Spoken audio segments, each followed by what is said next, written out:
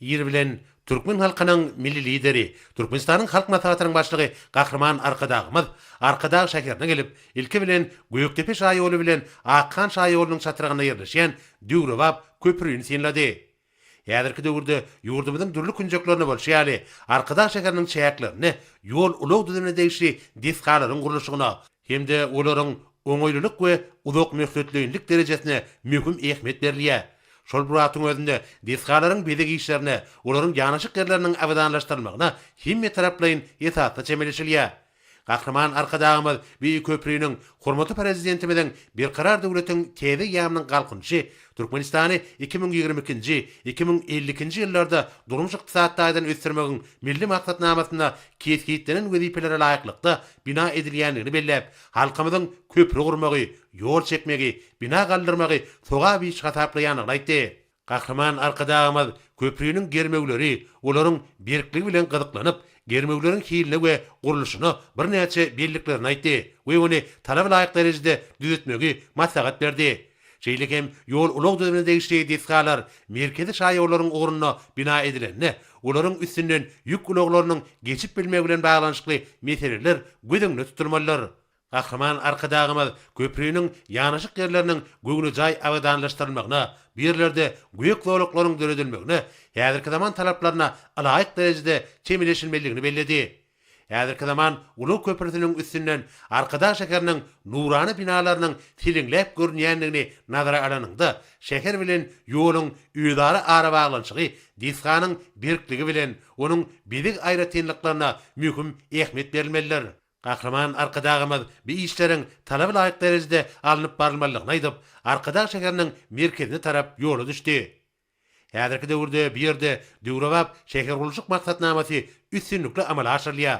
Bu bolsa täze şäheriň keşfiniň gün-günden gödülüşmegi şertlendirýär.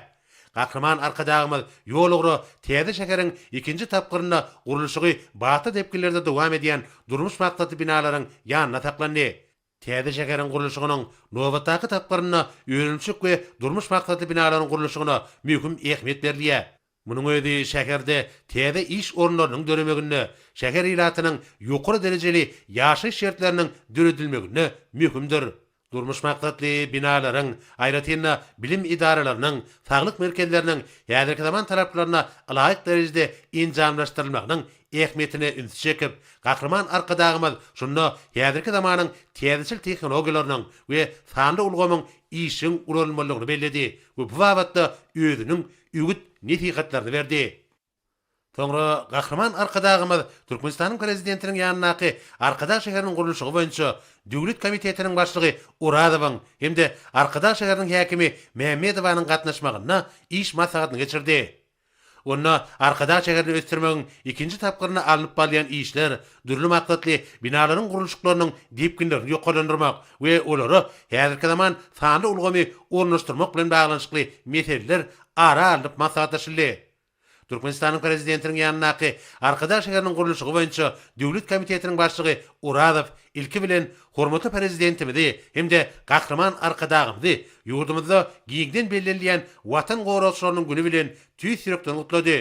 İş maslahatyna soňra Arkadag şäheriniň häkimi Mehmedowa häzirki döwürde bir ýerde ýöňde boljak şanly senleri münasip derejede dawranlandyrmak we olary guramaçylyk geçirmek boýunça ýaýwanlandyrylan taýýarlyk işler barada maglumat berdi. Gahrman Arkadagymyz iş maslahatyny jemläp, täze şäheriň çäklerini alınıp barýan işler sinledi we meýilleşdirilen gurulşyk işleriniň depkinleriniň şu ýylyň şygaryna kybap derejede üstürmeligini belledi. Binalaryň gurulşyklaryna ýokary hil derejesi üpçel edilmeliler we olar öz wagtynda gurulyp gutarylmalylar.